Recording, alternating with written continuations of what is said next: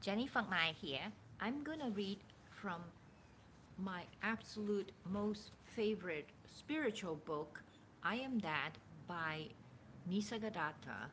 I think he's one of the most enlightened teacher I have ever seen, found, or studied. He's my number one teacher. I'm reading from chapter 53. I just randomly opened it and chose this. I've read it many times and outlined and so on. So I would just read it. I would say that close your eyes and listen would be good. It comes in a question and answer form. The answer is Nisargadatta Maharaji, we call him, the grand teacher. And there's a questioner who is a European. And this conversation likely took place in the 60s in Calcutta, I think.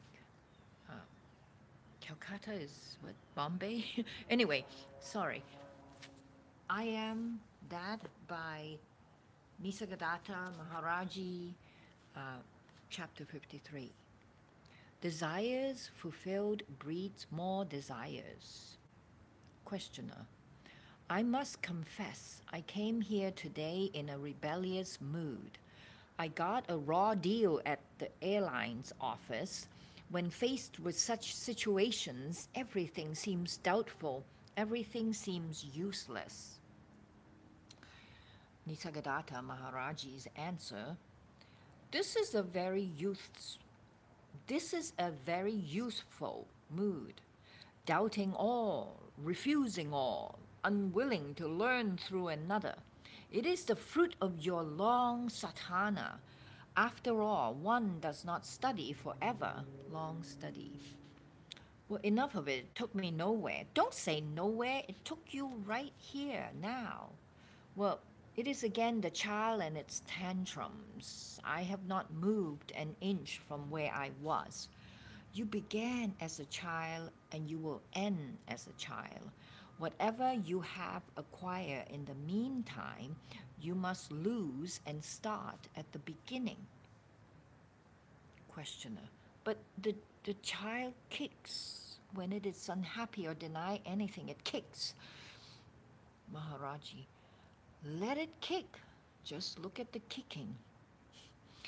And if you are too afraid of society to kick convincingly, look at that too. I know it is a painful business, but there is no remedy except one. The search for remedies must cease. If you are angry or in pain, separate yourself from anger and pain and watch them. Externalization is the first step to liberation. Step away and look. The physical events will go on happening, but by themselves they have no importance. It is the mind alone that matters. Whatever happens, you cannot kick and scream in an airline office or in a bank. Society does not allow it. If you do not like their ways or are not prepared to endure them, then don't fly or don't carry money. Walk. And if you cannot walk, don't travel. If you deal with society, you must accept its ways, for its ways are your ways. Your needs and demands have created them. Your desires are so complex and contradictory. No wonder the society you create is also complex and contradictory. Questioner. I do see and admit the outer chaos is merely a reflection of my own inner disharmony. But what is the remedy? Don't seek remedy. Well, sometimes one is in a state of grace and life is happy and harmonious, but such a state does not last. The mood changes and all goes wrong. Maharaji. If you could only keep quiet, clear of memories and expectations, you would be able to discern the beautiful patterns of events. It is your restlessness that causes chaos. For the full 3 hours that I spent in the airline office, I was practicing patience and forbearance. It did not speed matters up. At last, it did not slow them down, as your kicking would have surely done. You want immediate results. We do not dispense magic here. Everybody makes the same mistake, refusing the means but wanting the ends. You want peace and harmony in the world, but refuse to have them in yourself. Follow my advice implicitly, and you will not be disappointed. I cannot solve your problem by mere words. You have to act on what I told you and preserve. It is not the right advice that liberates, but the action based on it. Just like a doctor who, after giving the patient an injection, tells him, now keep quiet, do nothing more. Just keep quiet. Keep quiet. You have nothing else to do. My guru did the same. He would tell me something and then he'd say, now just keep quiet. Don't go on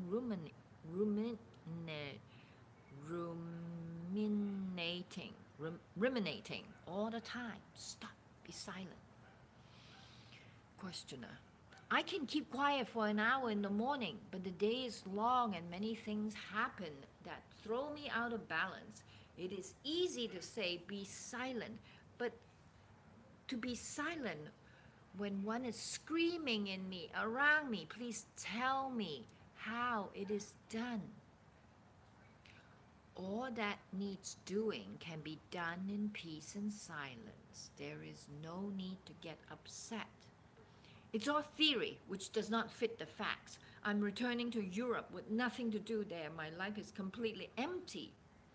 If you just try to keep quiet, all will come. The work, the strength for the work, the right motive. Must you know everything beforehand? Don't be anxious about your future. Be quiet now, and all will fall into place. The unexpected is bound to happen, while the anticipated may never come. Don't tell me you cannot control your nature. You need not control it. Throw it overboard. Have no nature to fight or submit to. No experience will hurt you, provided you don't make it into a habit. Habit hurts you. Of the entire universe, you are the subtle cause. All is because you are. Grasp this point firmly and deeply. Dwell on it repeatedly to realize that as absolute truth is liberation. All is because you are.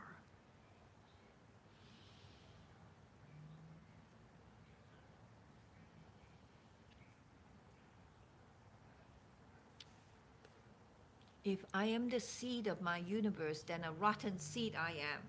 But by the fruit, the seed is known. Oh, Maharaji, what is wrong with your world that you swear at it like this? Well, it's full of pain.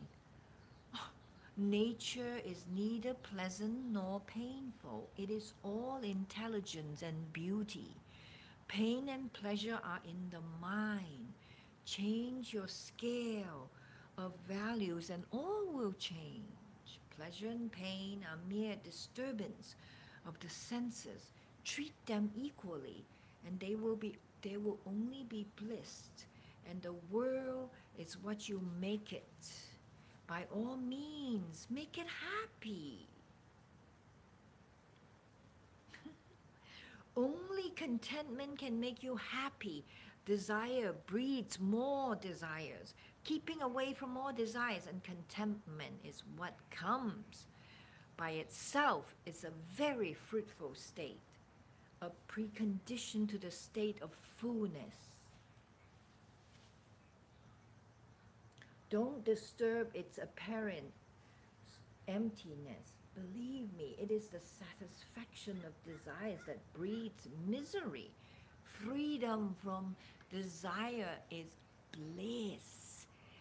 Freedom from desires is bliss. Freedom from desires, bliss. Desires fulfilled breeds misery. Desire breeds more desires. Keeping away from all desires and contentment in what comes by itself, it's a very fruitful state. Just be content with what comes by itself. So whatever comes, just be happy with it, and then you'll be fine. It'll be much more, it's a much more peaceful and relaxing and fulfilling state than desire is what he is saying. Okay. Wow. This is good stuff. Isn't this like dope? Um, deep, deep shit, man. There are many things we need. What you need will come to you if you do not ask for what you do not need. What you need will come to you if you do not ask for what you do not need. Yet only a few people reach this state of complete dispassion and detachment. It is very high state, the very threshold of liberation. Well, I have been barren for the last 2 years, desolate and empty, and often I was praying for death to come.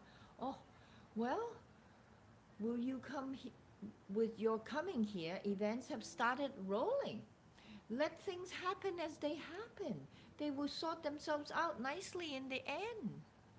You need not strain toward the future. The future will come to you on its own. For some time longer, you will remain sleepwalking as you do now, bereft of meaning and assurance. But this period will end, and you will find your work both fruitful and easy.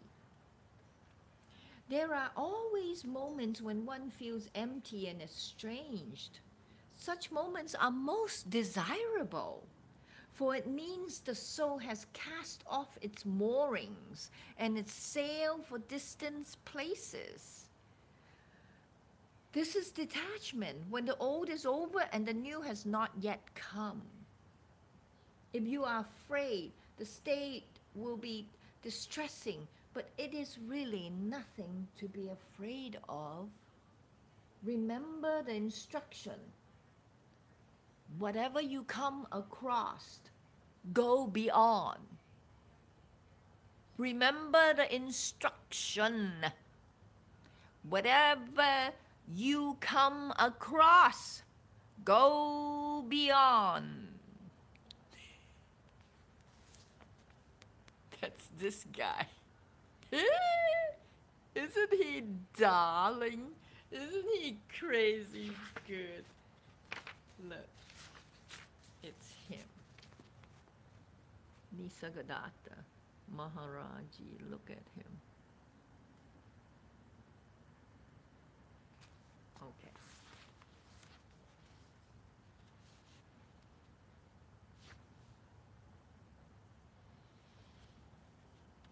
Oh, that's what the Buddha taught. To remember what needs to be remembered, but I find it so difficult to remember the right things at the right moment. With me, forgetting seems to be the rule. Oh, it's not easy to remember when every situation brings up a storm of desires and fears. Craving born of memory is also the destroyer of memory.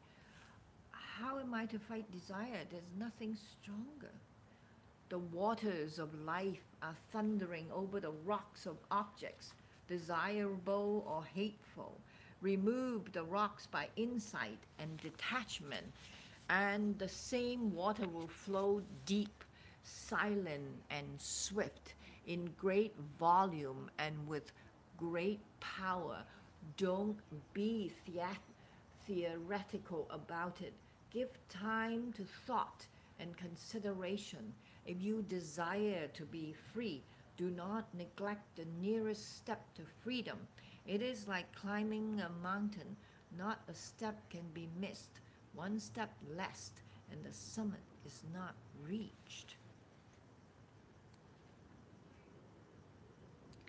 Remember the instruction. Whatever you come across, go beyond. I hope you have enjoyed this as much as I did. I really enjoy reading like this. Thank you for listening. This is just so amazing. My mind is blown. My mind is blown. Thank you, Nisargadatta.